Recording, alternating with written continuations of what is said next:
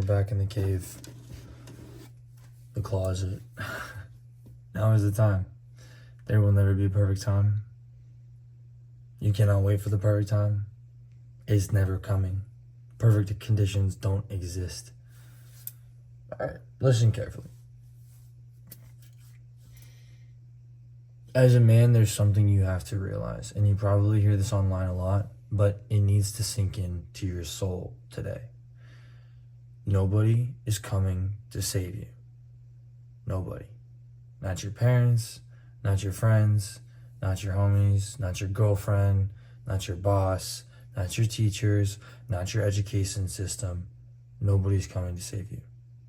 It's just you in the cave. There's that one voice, the enemy, and there's that other voice, the calling. And that's it.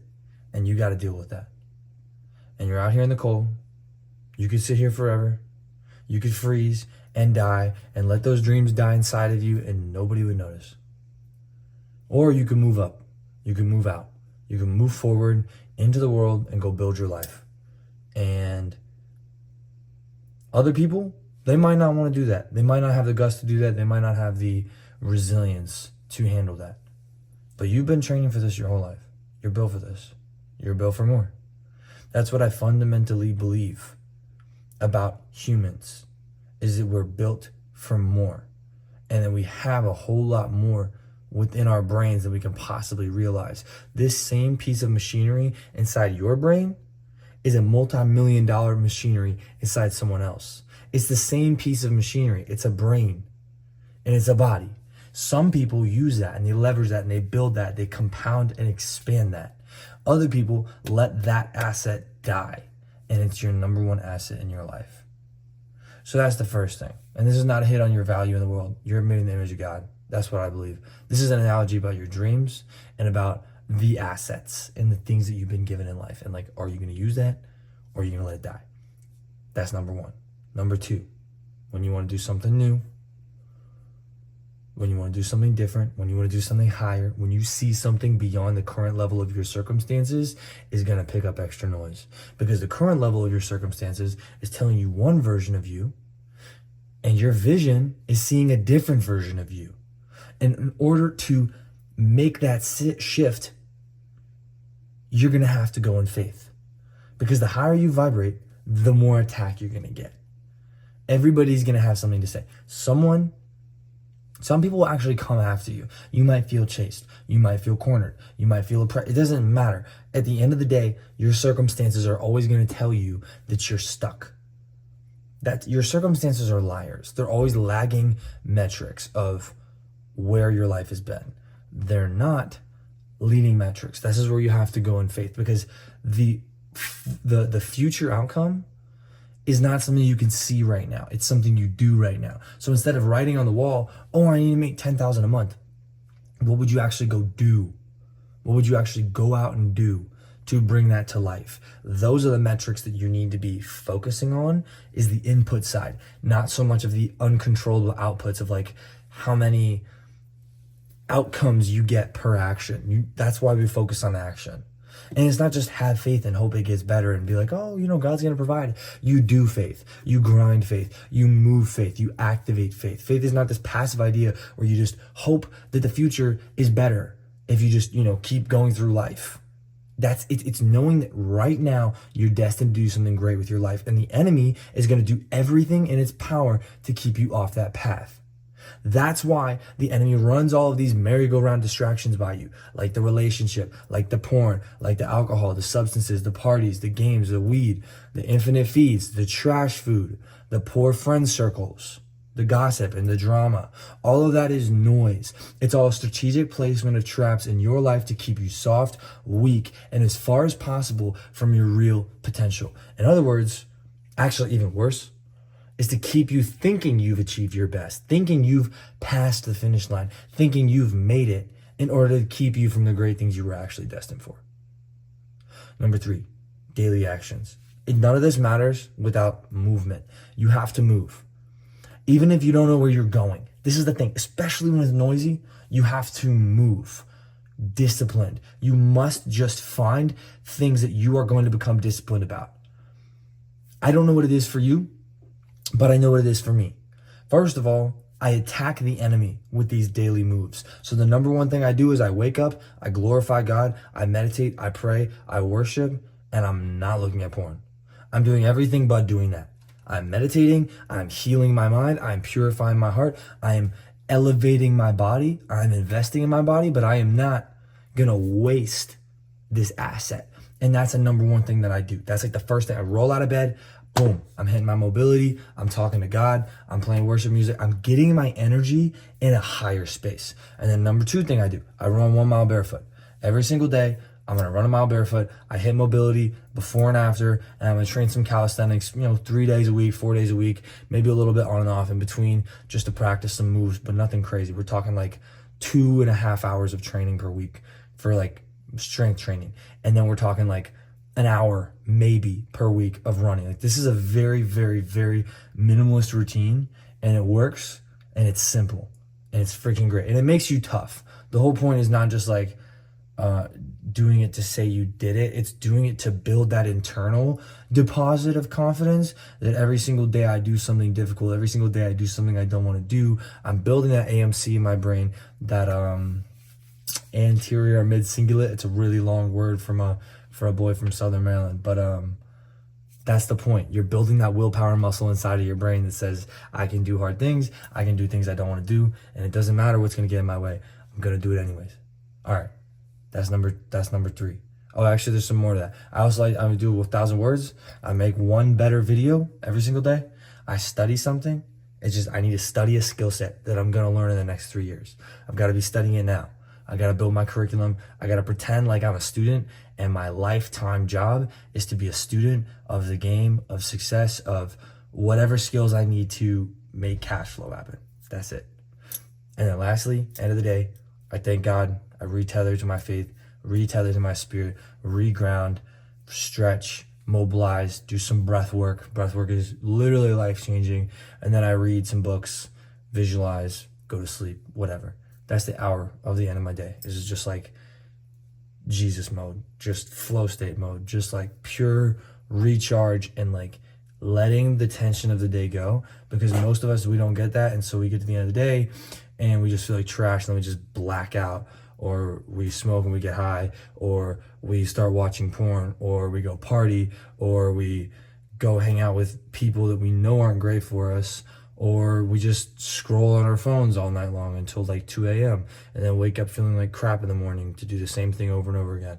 I'm not about that life. I'm sure you're not about that life if you're still watching this right now. So hit a thumbs up and a like, drop a comment in the video if this is serving you so far, and please definitely subscribe, because we're trying to build a movement here. I don't think guys have enough of like real life talk.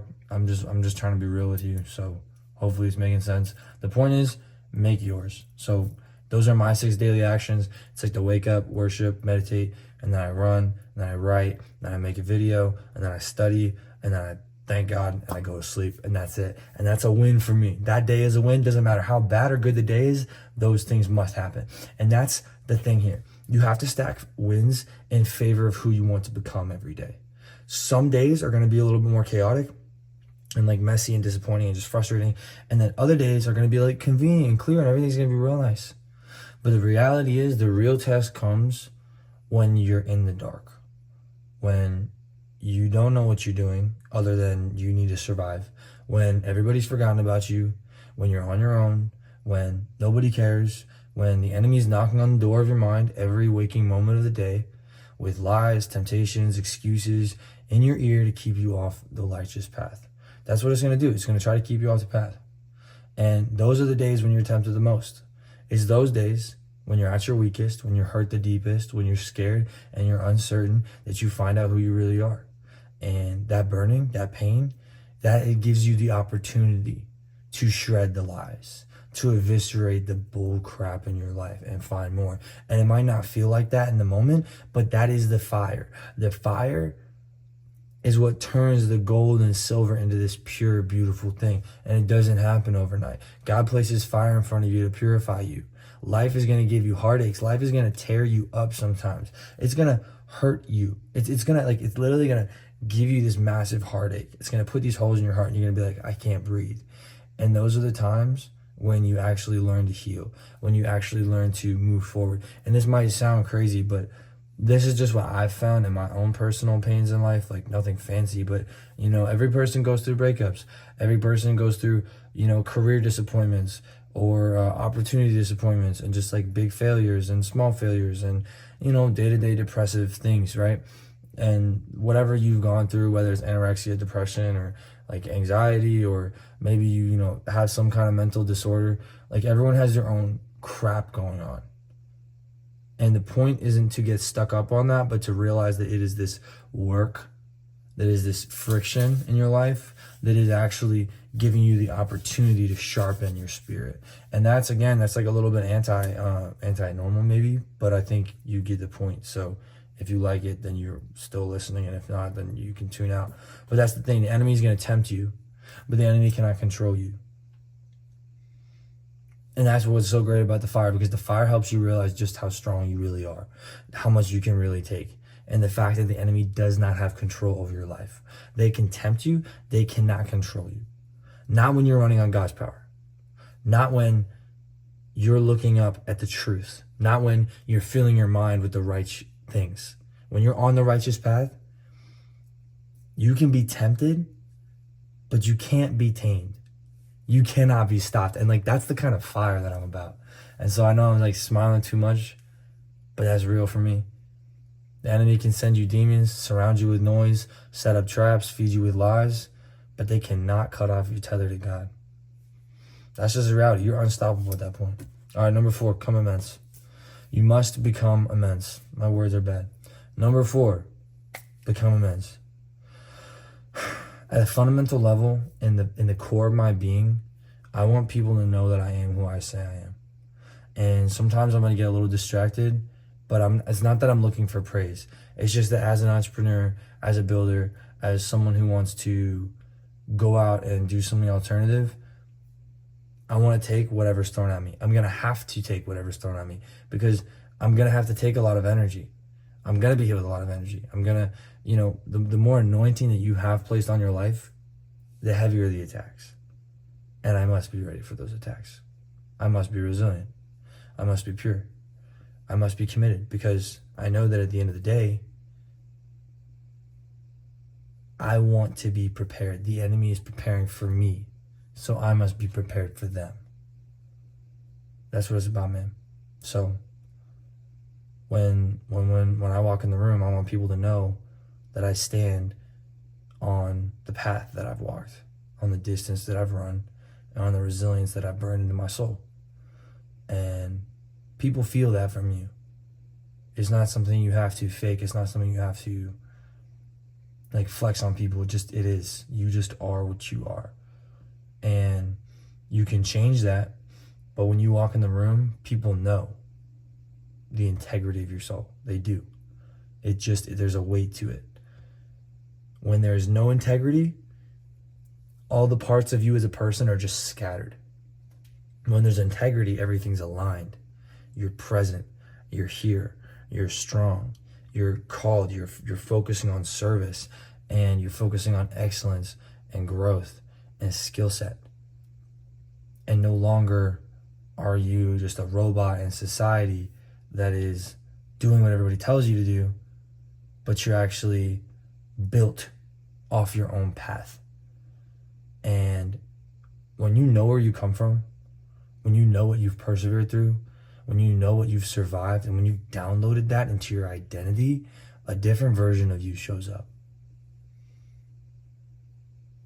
I like this phrase. I don't know if this is going to make any sense, but talk is temporary.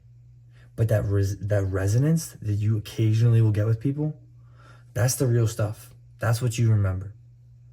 Most talk is just cheap. It's just fluff. It's just out there, passing words. Every once in a while, though, you'll catch these glimpses of your potential. You'll catch that resonance. You'll catch that different energy. And when you find that, you have to download and integrate that into your being. Because if you forget that, what's going to happen is you're going to get caught up in the noise. And you're going to get caught up in the noise anyways. but you're going to get extra caught up in the noise, because guess what? There are so many people that are going to see what you're doing.